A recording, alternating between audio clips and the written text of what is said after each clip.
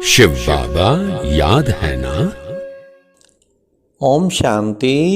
सुनते हैं 22 सितंबर 75 के अव्यक्त बाप दादा के मधुर महावाक्य। आज की अव्यक्त वाणी में बाबा ने कौन सा एक शब्द प्रैक्टिकल जीवन में धारणा में करने से संपूर्णता के समीप ले आएगा। नेक्स्ट बाबा ने कौन से एक शब्द के उत्तर में सारा ज्ञान समाया हुआ है। साथ साथ बाबा ने सर्व खजानों से संपन्न आत्मा के मुख से कौन सा आवाज निकलता है। और लास्ट माया सामान की चाबी चोरी कैसे करती है। अब सुनते हैं 22 सितंबर 75 की अव्यक्त मुरली। आज की सभा सौमान में स्थित रहने वाली सर्व को स्वभावना से देखने व हर आत्मा के प्रति शुभ कामना रखने वाली है। यह तीनों ही बातें स्वयं के प्रति सम्मान, औरों के प्रति सब की भावना और सदा शुभ कामना, ऐसी स्थिति सदा सहज रहती है। सहज उसमें स्थित रहना और मेहनत से उस स्थिति में स्थित होना, इसका फर्क तो जानते ही हो ना। वर्तमान समय यह स्थिति सदा सहज और स्वतः होनी चाहिए। अपने को चेक करें कि सदा और स्वतः ही वह स्थिति क्यों नहीं हो पाती। इसका मूल कारण है कि सम्मान में स्थित नहीं रहते। स्वतः और सहज वो सदा स्थिति रहे, उसका क्या तरीका है। बाबा ने कहा उसका मूल कारण है सम्मान में स्थित नहीं रहते। सम्मान एक शब्द प्रैक्टिकल जीवन में धारणा हो जाए तो सहज ही संपूर्णता को पा सकते हैं। सम्मान में स्थित होने से स्वतः ही सर्व प्रति सब की भावना व शुभ कामना हो जाएगी। यह सम्मान में स्थित होना पहला पाठ है। सम्मान में स्थित होना ही जीवन की पहेली को हल करने का साधन है।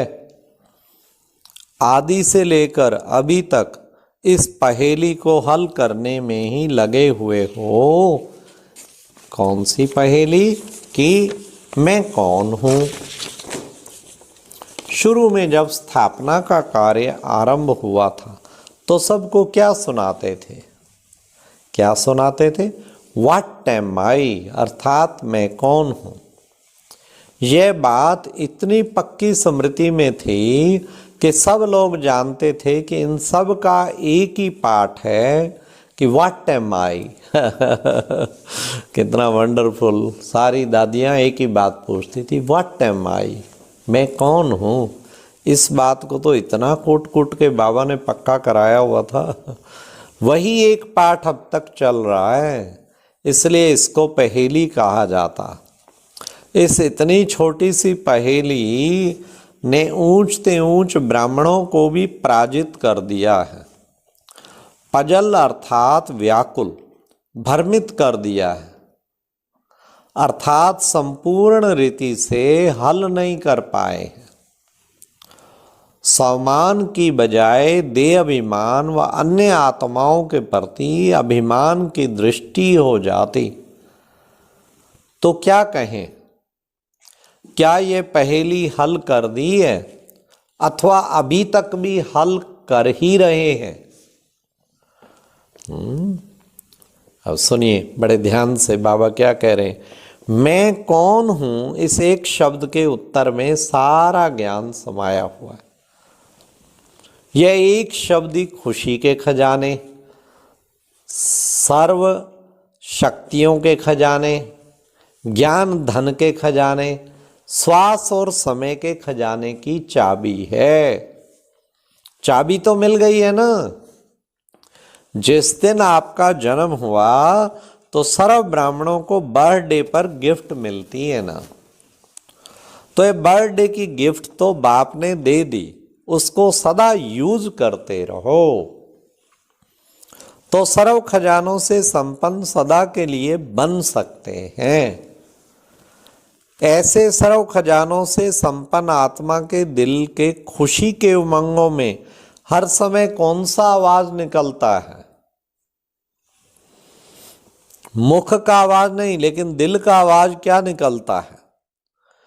जो शुरू में ब्रह्मा बाप के दिल का आवाज था, कौन सा? वाह रे मैं। जैसे औरों की वाह वाह की जाती है ना, वैसे ही वाह रे मैं, ये सम्मान के शब्द हैं, ना कि दे अभिमान के। तो मैं कौन हूं कि चाबी को या तो लगाना नहीं आता या फिर रखना नहीं आता। इसलिए समय पर याद नहीं आता। इस चाबी को चुराने के लिए माया भी चारों ओर घूमती है कि कहीं यह एक सेकंड भी अलबेलेपन के झुटके में आए तो चाबी चोरी कर ले। जैसे आजकल के डाकू क्या करते हैं, बेहोश कर देते हैं, वैसे भी माया भी सम्मान का होश स्मृति को गायब कर बेहोश बना देती है। इसलिए सदा सम्मान के होश में रहो। अमृत वेले स्वयं को ही स्वयं यह पाठ पक्का कराओ, अर्थात रिवाइज करो कि मैं कौन हूं। अमृत वेले से इस चाबी को अपने कार्य में लगाओ और अनेक प्रकार के खजाने जो सुनाए हैं उनको बार बार देखो कि क्या क्या खजाना मिला है, और समय प्रमाण इन सब खजानों को अपने जीवन में यूज करो।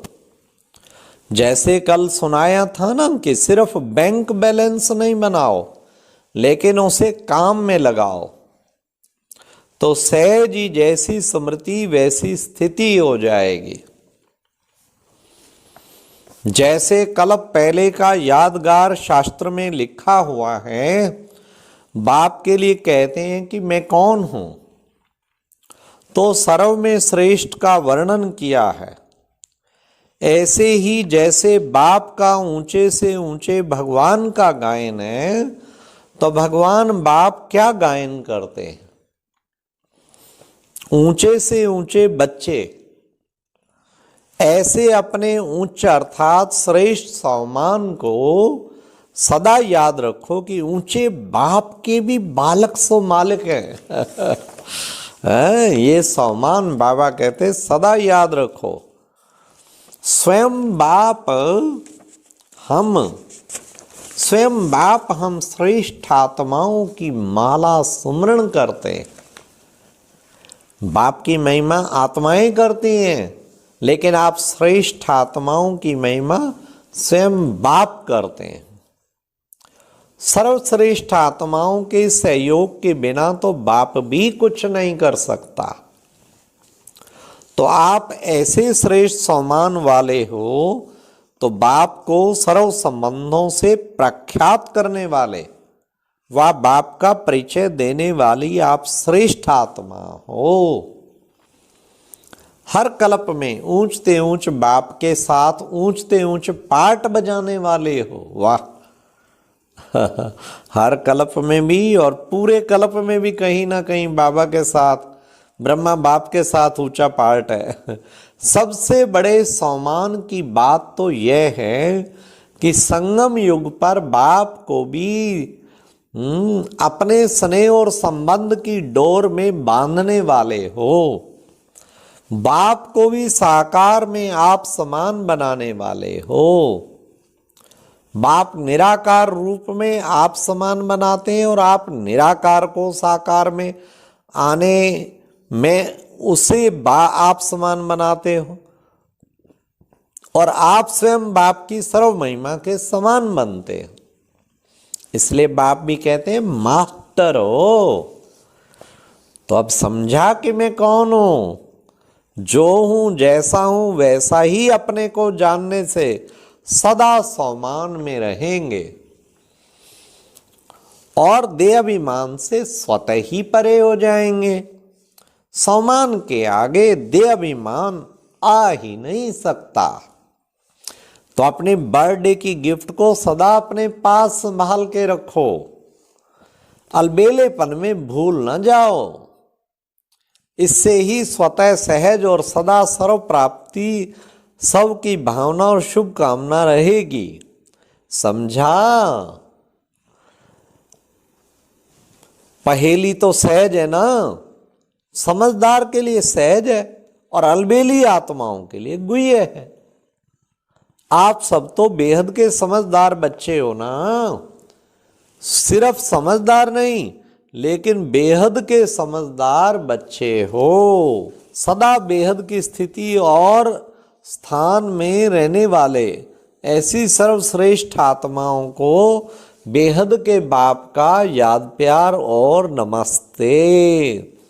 ये था आज की मुरली। बाबा ने कितना सुंदर बताया कि वाह रे मैं कौन, इस सम्मान में रहो बस, और वाह रे मैं का नशा रहे सदा, तो फिर आपकी कितनी ऊंची अवस्था बन जाएगी। अच्छा, ओम शांति। और अब यह एक बहुत अच्छी वीडियो भी जरूर देखें।